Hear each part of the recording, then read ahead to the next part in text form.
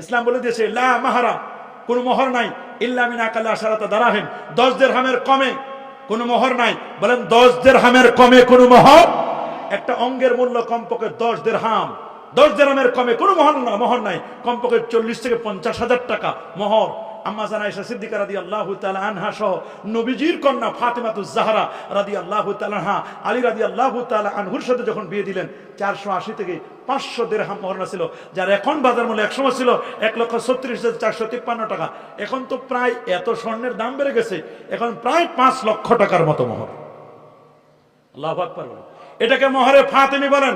মোহর দেওয়া ফরজ, বলেন মোহর দেওয়া এটা আবশ্যক বিধান, মোহর দিতে হবে। মোহর না দেওয়া হারাম, বলেন মোহর না দেওয়া কি? নগদ দেওয়া সুন্নাত, নগদ দেওয়া কি সুন্নাত, পরে দেওয়া জায়েজ।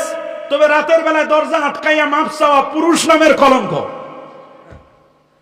রাতের বেলা দরজা আটকাইয়া আপনি মোহরের মাপ চাইবেন বলে দিতে পারতেছে না, কি করবো? দুনিয়ার সব পারো তুমি, মোহর না মাপ চাও, তোমার শরম লাগে না? কেমন পুরুষ তুমি? সাবধান। তাহলে মোহর দেওয়া কি এটা আবশ্যক, বলেন মোহর দেওয়া কি? মোহর না দেওয়া, ছল চাতুরি করা এটা হারাম, বলেন এটা কি? মোহর নগদ দেওয়া কি সুন্নাত, বাকিতে দেওয়া পরে দিব এটা জায়েজ আছে। কিন্তু ঘরের দরজা আটকাইয়া মাহফিল দেওয়া এটা পুরুষ নামের কলঙ্ক, বলে এটা পুরুষ নামের কি? তাহলে মোহর দিব আমরা।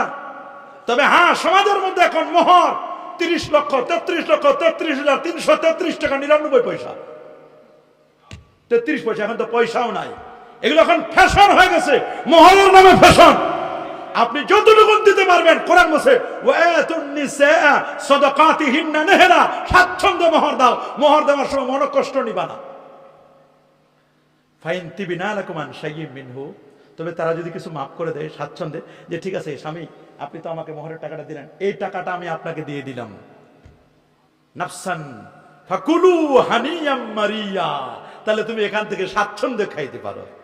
আল্লাহু